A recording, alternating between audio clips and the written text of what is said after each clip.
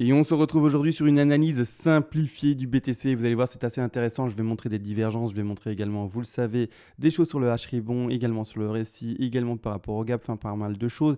Des micro-figures également pour entrer en trade. Bref, pas mal de choses qu'on va analyser aujourd'hui. Et surtout sur le RSI que pas mal de personnes dans les commentaires me disent mais CMA, il est à 92. Est-ce que tu voudrais pas maintenant déjà un crash en fait? Parce que le RSI, il est vraiment haut et vraiment il est dans les tops des tops et bien par rapport à son échelle de 100. Non, d'accord, on va analyser ça. Je vais vous expliquer pourquoi je dis non d'un coup. Bref, tout ça comme toujours après la petite signature et c'est parti dans l'analyse en elle-même.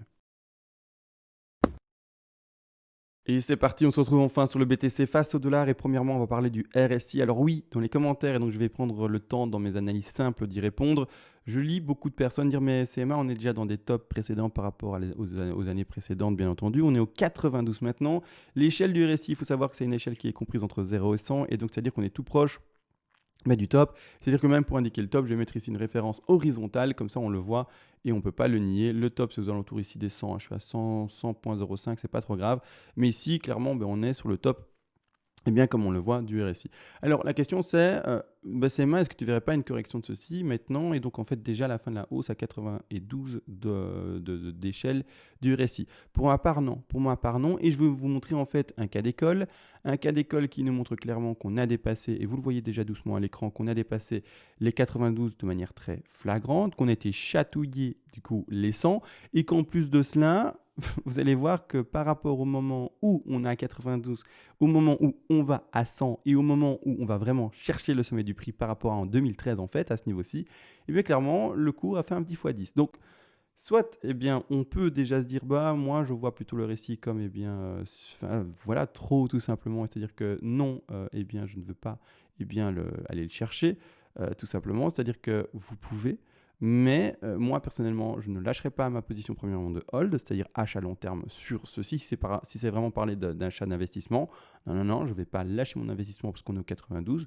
Et également, je ne vais pas essayer d'ouvrir un short là maintenant parce qu'on est à 92. C'est-à-dire que je continue à suivre la tendance et à essayer d'ouvrir des longs. Si vraiment vous vous dites, mais il va y avoir une correction, d'accord, parce qu'on est sur ici un 92 d'RSI, d'accord, attendez du coup la correction que vous attendez normalement, c'est-à-dire que ne shortez pas le marché, c'est-à-dire qu'attendez ces fameuses bougies rouges et essayez d'ouvrir un long, c'est-à-dire réouvrir un pari haussier sur le cours une fois que la correction aura eu lieu. Mais je vous conseille de pas, au contraire, shorter le marché. Parce que ça, c'est pas du tout significatif qu'il va y avoir d'office une correction. On est dans un marché boule, les amis. Le cours, il peut encore monter pendant des semaines et encore aller chercher les 100 sans pour autant faire la moindre correction. Donc vous allez me dire, maintenant, montre le cas d'école, vas-y, montre-nous l'exemple. On en a assez parlé, on veut voir les choses. C'est-à-dire que, boum, on repart quand, plus précisément, attention, on ne va pas parler de ce top-là, on parle en fait d'un top précédent qui se situe ici. Donc on repart plus précisément en date de mars, avril de 2013. Qu'est-ce qui s'est passé et où est, on va le montrer bien entendu également, ce fameux 92 par rapport à ce qu'on a dessiné précédemment sur le récit.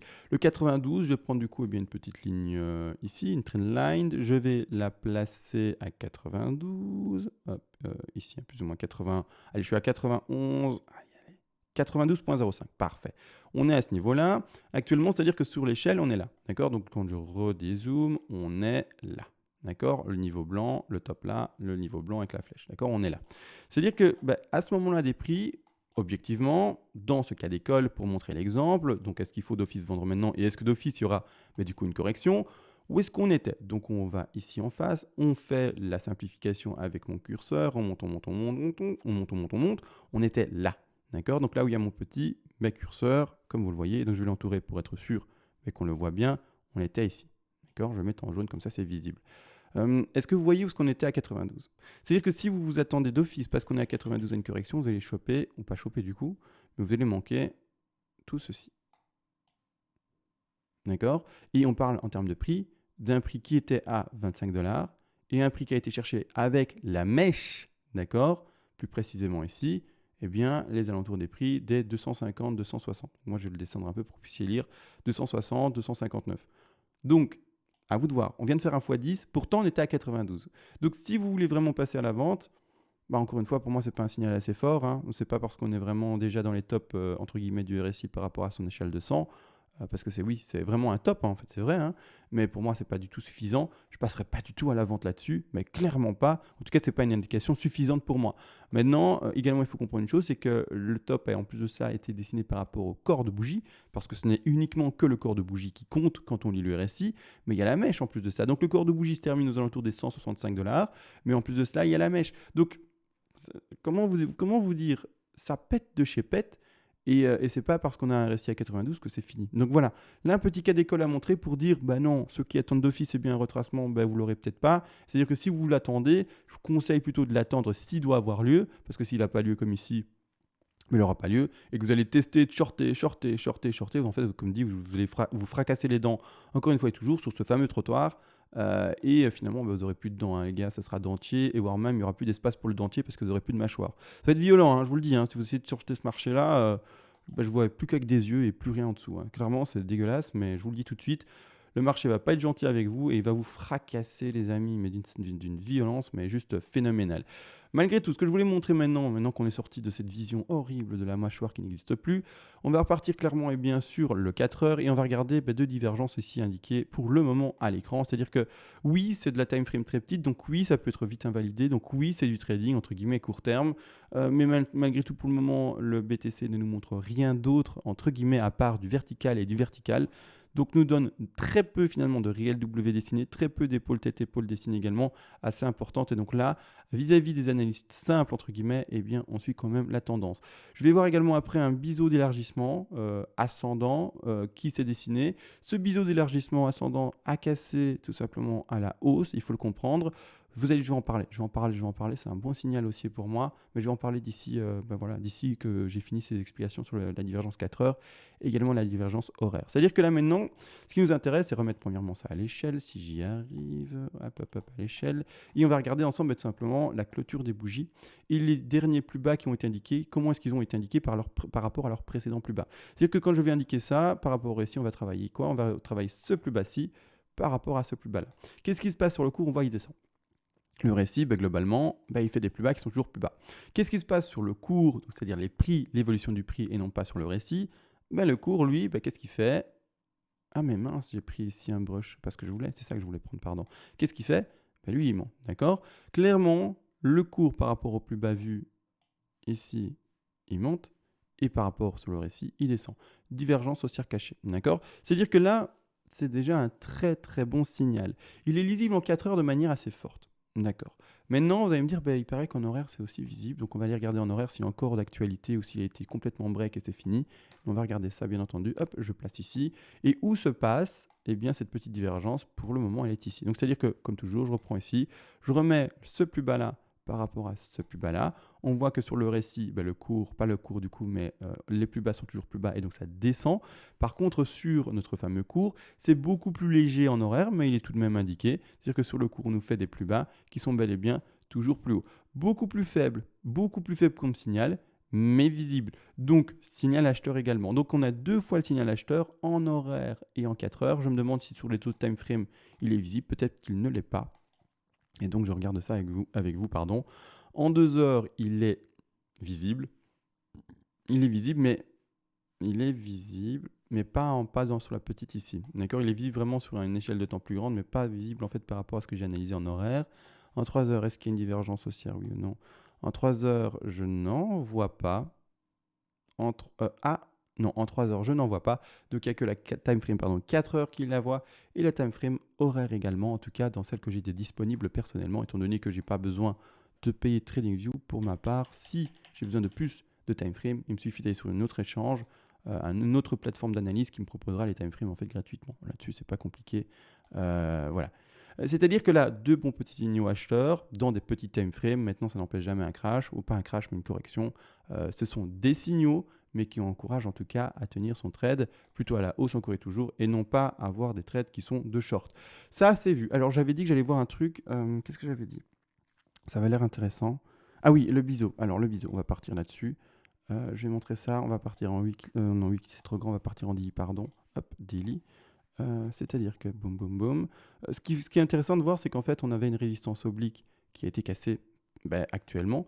Et également, mais du coup, vous aurez compris, On a également, mais du coup, j'essaie de bien voir les choses ici, mon petit aimant, hop, ici comme suit. Également, c'est simplement un support qui a été dessiné et qui a été également, du coup, pas break du tout. C'est-à-dire que la première résistance de la divergence, pas de la divergence, pardon, mais du biseau ascendant et en plus de ça d'élargissement, et ici on va dessiner le support également. Donc là, petit biseau qui boum boum boum qui continue. Normalement un biseau, je le rappelle, c'est une pattern de retournement, c'est-à-dire que normalement le biseau a aux alentours de 60 à 80%, ça dépend des études, ça c'est important de comprendre, hein. Il y a des études qui disent 60, il y a des études qui disent 70, il y a des études qui disent 80, prenez une moyenne, grossièrement dans cette fourchette-là de prix, et donc ce qu'il faut retenir c'est qu'un biseau normalement casse à la baisse. Le biseau, du coup, quand quelqu'un analyse ceci et qui voit ceci, en fait, qu'il doit, pour passer à la vente, attendre, c'est que le biseau évolue, et bien, fasse ses fluctuations, pour donner un exemple, et puis à un moment, break ceci. La personne ne passe pas à la vente, sauf si elle est agressive, sur, normalement, les tops de ce biseau-là, d'accord? Maintenant, la personne la plus agressive pourrait le faire, mais ce n'est pas ce qu'elle devrait faire. Elle passe à la vente sur ce niveau-là. Donc, je vais remettre une petite flèche, c'est horrible quand j'ai pas les flèches, sur ce niveau-là, d'accord? Quand on casse le niveau de support. Ça, c'est une vente, entre guillemets, assurée sur une grande figure. Maintenant, plus rarement, donc c'est-à-dire, du coup, quand on fait le raccourci 20 à 40%, eh bien, le biseau peut se faire péter à la hausse. Malheureusement, sur un biseau d'élargissement, on ne peut pas donner de target, au contraire d'un biseau ascendant, qui est du coup classique, et donc non d'élargissement, où on fait le canal qui est prolongé, etc., par rapport en tout cas à celui-ci, pour pouvoir trouver les objectifs haussiers. Maintenant, malheureusement, sur une divergence, ou pas une divergence, pardon, mais sur un biseau d'élargissement, on ne peut pas faire ce travail-là, tout simplement, malheureusement. Mais c'est-à-dire que pour moi, et moi j'interprète comme ça, quand on break une figure de retournement, pour moi c'est déjà un très très bon signal haussier, d'accord, mais vraiment très très bon signal haussier. Maintenant, malheureusement, comme dit, on ne peut pas, en figure chartiste simple, lui donner d'objectifs, au contraire d'un biseau ascendant classique. C'est-à-dire quoi? C'est quoi un biseau ascendant classique? Pour le montrer, c'est au contraire de voir quelque chose qui s'élargit. Ça aurait été ici finalement un biseau qui, vous le comprenez, pardon, monte, mais comme indiqué, eh bien tout simplement se rétrécit, se resserre et finalement va finir par se croiser. Ici non, ça s'évase comme on le voit et ça ne va jamais se croiser. Ça ne va jamais se croiser, c'est indéfini, ça monte, ça monte, ça monte et ça s'écarte de plus en plus au contraire de celui-ci. Donc le biseau, normalement, dans cette configuration-ci, aurait eu plus, donc je résimule ceci, aurait eu plus de chances de break à la baisse, d'accord? Non, c'est pas ce qui s'est passé. Le biseau d'élargissement ici, si on le réexprime sur un biseau simple, a eu cette cassure-ci, d'accord? Là, à ce moment-là, qu'est-ce qu'on fait pour un biseau simple? On prend simplement le dernier plus haut, on dessine par rapport au dernier plus haut un niveau parallèle par rapport au niveau de support. Je vais mettre du coup ici en... Je suis assez théorique, hein, comme ça vous apprenez des choses. Je préfère tout expliquer plutôt que dire que quelque chose. Et donc, c'est-à-dire que dans ce biseau ascendant-ci, d'accord, où on peut travailler les objectifs haussiers, l'objectif haussier, en tout cas, sera retouché ce niveau de résistance dessiné par rapport au support et par rapport au dernier point de contact par rapport à ce niveau de résistance. C'est-à-dire qu'en fait, peu importe où sera touché ce niveau de résistance, ça peut être touché ici, quand il y a le pump et l'extraction vers le haut, là, ou également, du coup, comme indiqué ici, un peu plus tard, si on suit la tendance que j'ai dessinée, mais ça sera en fait l'objectif de toucher ce niveau de résistance. Là, ici, on ne peut pas le travailler. Comprenez bien, si je fais ça exactement, c'est-à-dire que si je remets un niveau ainsi, en fait, c'est ridicule. Il n'existe pas. C'est impossible. À quel niveau? On casse là, quoi, on va plus bas? Non, d'accord? Donc c'est pas possible, malheureusement. Tout simplement, c'est pas plus compliqué. C'est pas possible d'indiquer vis-à-vis de cette méthodologie-là un objectif haussier, d'accord? Maintenant, si jamais dans les commentaires vous vous dites, mais moi je sais en fait, CMA, tu te trompes, tu connais pas tout effectivement sur la théorie des biseaux d'élargissement ascendant.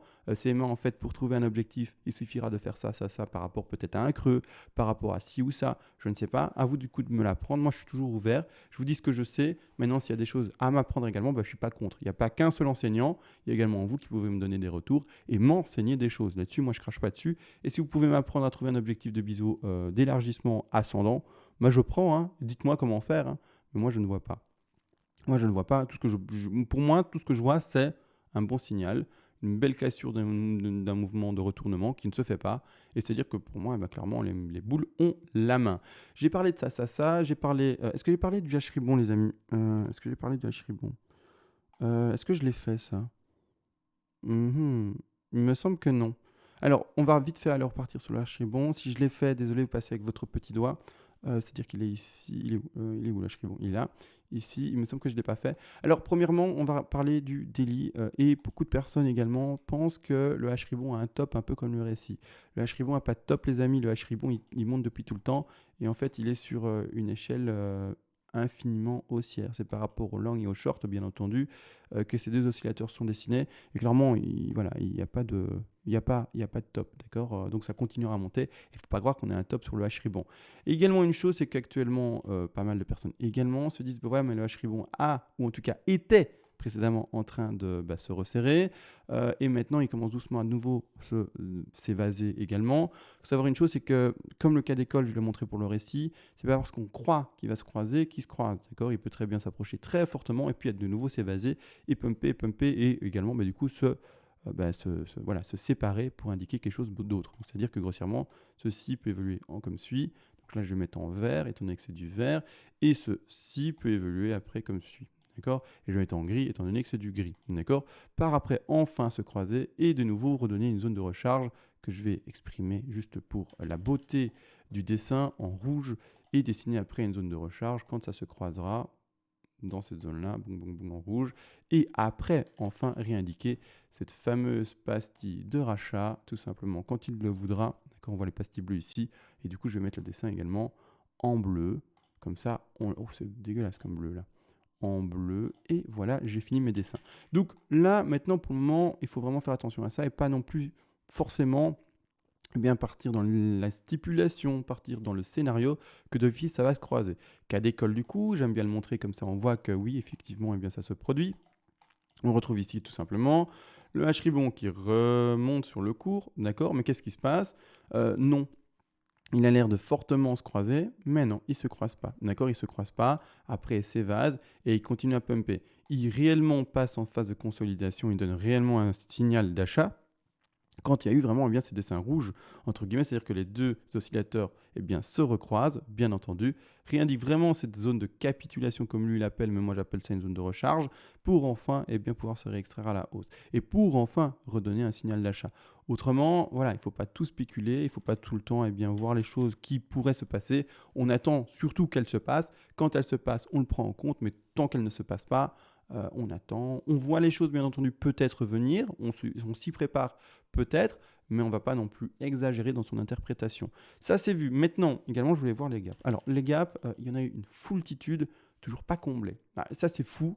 C'est que le marché, si il venait à ne jamais tous les combler, il faudra interpréter tous ces différents gaps comme des gaps de rupture, et ce sont des signaux aussi extrêmes, d'accord? Surtout quand on lit des gaps qui, par exemple, le précédent fait, et donc le dernier fait, s'installe des 23 800 ou ici aux alentours des 26 090, un gap énorme de cette manière-là de 2000 et quelques dollars, c'est, il me semble, sauf erreur de ma part, le gap le plus important que le BTC ait connu. Et donc si ce genre de gap n'est pas comblé, mais c'est un signal haussière interprété en tout cas de ma part, donc vous pouvez l'interpréter d'une autre manière, étant donné que pour le moment l'historique n'a pas encore été assez complet que pour déterminer premièrement leur dénomination. Ça peut très bien être pour ma part du coup un gap de rupture s'il ne se retrouve jamais comblé, un signal aussi du coup extrêmement puissant, vraiment voilà, sans s'essouffler, il monte de manière verticale tel un mur, et également voilà, il peut être interprété comme gap de retournement, il peut être interprété comme gap commun, peu importe, il peut être indiqué comme différents gaps, mais là il faudra plus d'historique pour pouvoir lui donner une dénomination. Maintenant, comme expliqué, on part plutôt dans l'observation et dans l'interprétation possible. Mais comme dit, on ne va pas mettre un nom définitif sur cette dénomination-ci parce qu'on n'en sait rien. Peut-être que dans 2 jours, le cours, qu'est-ce qu'il fait? Il fait ça, il va rechercher ce gap-là, et c'était plus du coup un gap de rupture, parce qu'un gap de rupture, comme dit, ne doit pas être comblé. Donc, c'est à voir bien entendu. Et gap de rupture, ça veut dire quoi? C'est un gap qui finalement appuie la nouvelle tendance indiquée et qui casse et qui finalement fait une rupture par rapport au dernier marché de crash qui est ici. D'accord? On passe le crash, on est en haut, on indique un gap de rupture pour dire non, c'est fini le crash, maintenant on pump comme jamais. D'accord? C'est ça l'interprétation d'un gap de rupture. Maintenant on n'y est pas. On n'y est pas, on attend des confirmations. Et c'est-à-dire que si ce gap-là devait se confirmer comme gap de rupture, les 30 000 devrait être passé sans trop de problèmes, malgré, et ça je reprécise, on me dit dans les commentaires, mais CMA, il y a un énorme mur de vente à 30 000. Ouais. Pour le moment, on est en train de fluctuer, c'est-à-dire de monter légèrement, mais doucement, tout le temps et continuellement, sur le cours. Et c'est-à-dire qu'on est en train de grignoter, en fait, ce fameux bah, mûr, hein. On est en train de le grignoter petit à petit. Et en fait, c'est comme un peu un gruyère et des souris. Bah, la souris, elle va arriver au bout du gruyère, hein. Elle va le manger, hein. Même si le gruyère est 2 fois plus grand qu'elle, elle va le manger. Donc là maintenant, oui, il y a peut-être un énorme mur à ces niveaux de prix ici, qui sont aux alentours des 30 000, d'accord, dans ces zones-là. Ah super, il y a trop de choses à l'écran. Mais là, je suis sur mes l'Elliott, en plus, c'est compliqué. Ah non, celui-là, ça va être compliqué aussi, hein. On va repartir ici sur Bitstamp. Donc il y a peut-être pardon, un énorme mur dans ces niveaux de 30 000, mais vous inquiétez pas, les souris, elles sont là, elles vont grignoter tout le fromage et on va monter. En tout cas, c'est ce que je vois dans un marché boule, d'accord, les murs de vente, voilà, hein, d'accord. Et puis même, il y a des murs qui sont de vente visibles, mais également tout plein d'ordres qui sont cachés. Et peut-être qu'il y a un mur d'achat, mais qui est juste caché, et vous n'en savez rien non plus, d'accord. C'est-à-dire hidden, un hidden, oui, oui, l'anglais. Je vais pas le faire, je vais pas me risquer de parler en anglais, ça va faire horrible comme accent. Mais déjà, voilà, en français, pas mal, c'est un mur d'achat mais qui est caché. D'accord. Tous les ordres sont pas visibles, bien entendu. C'est ça également la chose à savoir, hein. Il y a des petits pièges. Ce que vous pensez voir, bah, parfois, en fait, vous ne voyez pas bah, juste l'iceberg. Vous voyez le top de l'iceberg, mais vous ne voyez pas le corps de l'iceberg qui est sous l'eau. Donc attention à ça également, pas croire que forcément il y a un mur visible. Il y a peut-être un énorme mur plus bas d'achat qui est en train de pousser le truc vers le haut et que du coup bah, vous ne voyez pas. Donc voilà, là on a tout vu par rapport à cela. Il me semble assez complet. Malheureusement, des figures en quart d'heure et en horaire vu, très petites, pas de grosses perspectives haussières sur ces trades-là. À vous de voir l'agressivité que vous allez faire par rapport à votre point d'entrée. Il me semble que je les ai vus, hein. Ah, peut-être pas. Est-ce que j'ai vu ça? Attendez, vite fait. Je vais vite fait le faire du coup, parce que je pense que peut-être que je les ai même pas vus. C'est-à-dire qu'on va vite fait également le W. Ah oui, j'ai montré les divergences, mais je suis même pas sûr d'avoir montré les figures. On va passer du coup en quart d'heure, pardon. Tout petit W, voire même toute petite épaule, tête-épaule, qui se dessine pour le moment. Aucune réelle conviction par rapport à cela, parce qu'elle est vraiment très légère. L'épaule, tête et l'épaule, elle est ici. Donc je vais mettre ça en ligne pleine, bien entendu. C'est-à-dire qu'ici, hop, où est-ce qu'elle est l'épaule, tête, épaule? Très légère, je vais la dessiner du coup. Elle est épaule, tête, épaule, cassure pour le moment de la ligne de cou. Les objectifs de ceci, attention, petit retour, d'accord, sur ces niveaux de dernier support. C'est-à-dire que donc recasse légèrement la ligne de cou. Attention, c'est pas pour autant qu'elle invalide l'épaule tête épaule. L'objectif de l'épaule tête épaule, c'est quoi? Eh ben, c'est tout simplement le creux le plus grand, c'est-à-dire la tête, cassure de la résistance, et l'objectif ici, ce sont tout de même les 30 170 $. Cet objectif-là, attention, il va être géré avec des take profit partiels, donc c'est ça, hein. C'est-à-dire 1, 2, 3 partiels, et également un stop loss. À vous de voir si eh bien, le stop loss, vous le placez à ce niveau-là. Normalement, on le place au dernier creux de l'épaule tête-épaule. Maintenant, si vous voulez être plus agressif parce que vous dites oui, mais le ratio CMA, regarde, si on fait ça, bah, il est ridicule. C'est-à-dire qu'en fait, on aura ici une exposition de 1,34, mais pour par contre une potentiel gain de 2,47%, c'est-à-dire un ratio de 1,85. Si je mets différents TP selon la stratégie, j'aurai un ratio simplifié. On le divise par 2 du coup pour vraiment avoir un ratio simplifié. Aux alentours des 90, on a un ratio de moins 1 par rapport aux divers TP placés.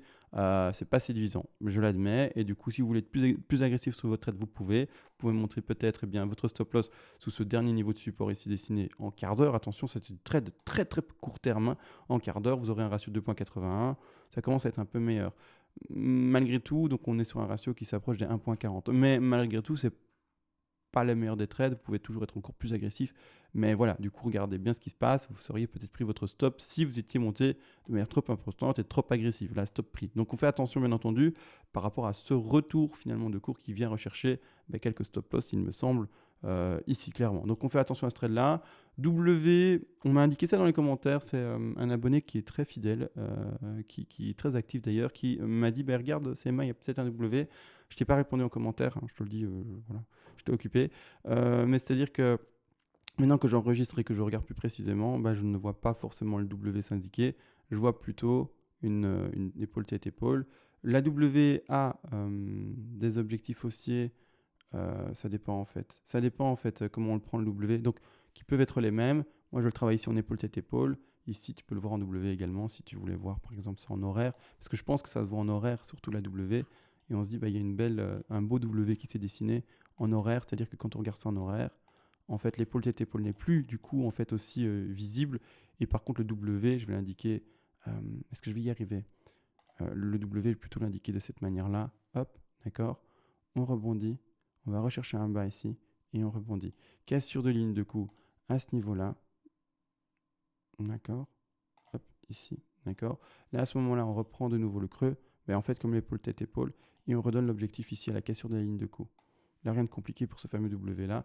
Et on retourne de nouveau aux 30 100 et quelques dollars. Donc, ça reste la même, d'accord. Ça reste la même. Mais voilà, c'est une autre manière de voir le cours. En tout cas, une figure chartiste différente. Une autre variété, entre guillemets, d'analyse. Pas d'analyse, mais de figure chartiste vue. Mais elles donnent toutes les deux le même objectif. Donc là-dessus, il n'y a pas de problème. Donc, W, double bottom, entre guillemets, du coup. Ou alors également, figure épaule-tête, épaule inversée. Là-dessus, il n'y a pas de problème. Donc ça, c'est vu. Pas un des trades phénoménal. Parfois, on voit des trades beaucoup plus intéressants. Parfois, on voit des trades en quart d'heure et en horaire qui ne sont pas des plus séduisants. Mais malgré tout, je ne vois pas pour le moment de figure de retournement. Une figure de retournement ici en horaire, qu'est-ce qu'on devrait pouvoir lire? Eh bien, du coup, un M, par exemple. C'est-à-dire qu'ici, on devrait lire la confirmation, et voire même... Ah non, non, non, non, non, non, non. Je regarde, hein. Ouais, un M. Et le M serait où, vous allez me dire? Potentiellement ici. Cassure après, eh bien, du niveau du coup. D'accord. Et l'objectif baissier, donc ça ferait quoi? Un double top, hein, finalement, c'est ça, hein, c'est le fameux M. Et l'objectif baissier de cette affaire-ci serait ça. D'accord. Un ligne de coup. Et l'objectif baissier, si on devait cracher, serait les 27 832 dollars. Maintenant, je reprécise, dans un marché tout simplement qui est boule, on ne favorise même pas ces figures-là, parce que la plupart du temps, les objectifs ne sont même pas atteints. C'est-à-dire que oui, hein, il y a également un ratio pour atteindre les objectifs selon les figures, et clairement, en plus dans un marché de boules, ce ratio-là se voit encore diminuer. D'accord. Donc, même si l'objectif est donné ici à 27 818, dites-vous qu'il y a encore moins de chances d'y arriver. D'accord. Dites-vous que vous avez peut-être 60% d'y arriver, mais c'est tout. Donc, c'est très faible, c'est très faible. Donc, moi, je ne jouerais pas ça. Alors que quelqu'un qui va jouer un long, eh bien oui, ses objectifs sont dans le même ratio exprimé, mais par contre, vu le bull run, souvent on les dépasse. D'accord. C'est bête et c'est con, mais c'est comme ça. D'accord. C'est pas plus compliqué. Il suffit de regarder ça en monthly et dire, oui, effectivement, c'est bête et c'est con, mais c'est comme ça. On a plus de chances de péter à la hausse et de chercher les objectifs aussi que les retracements baissiers. D'accord. Donc que les corrections du marché à la baisse. Donc voilà. Là maintenant, je pense vraiment avoir tout vu. Désolé, en fait, je savais plus ce que j'avais dit dans cette vidéo aussi. Pourquoi? Parce qu'en fait, j'ai fait un rush avant et j'ai oublié d'appuyer sur le bouton enregistrer. C'est-à-dire que comme ça, vous êtes un peu avec moi. J'ai mon tableau d'enregistrement ici. J'ai oublié d'appuyer sur le bouton où maintenant c'est écrit arrêter d'enregistrer. C'est toujours écrit démarrer l'enregistrement. Et du coup, j'ai pas appuyé sur le bouton. Du coup, j'ai perdu, je sais pas, un petit rush d'une heure de travail. Hein, parce que voilà, c'est ennuyeux. Parce qu'une heure de travail, je parle peut-être une vidéo de 20 à 30 minutes, c'est-à-dire que je vais la recommencer. Donc les deux vidéos cumulées, ça fait une heure. Donc j'étais un peu dégoûté, je me suis dit mince, quel dommage. Mais c'est pas grave. Sur ce, on va vraiment se laisser, bien entendu. Je vous retrouve le plus vite possible, sûrement. Mes analyses simplifiées, vous savez, sont publiées durant la nuit. Et mes analyses plus complexes en Elliott sont, elles, publiées pendant la journée. Sur ce, réellement, stop la logorée, je vais me coucher. Et on se voit à demain matin. Ciao.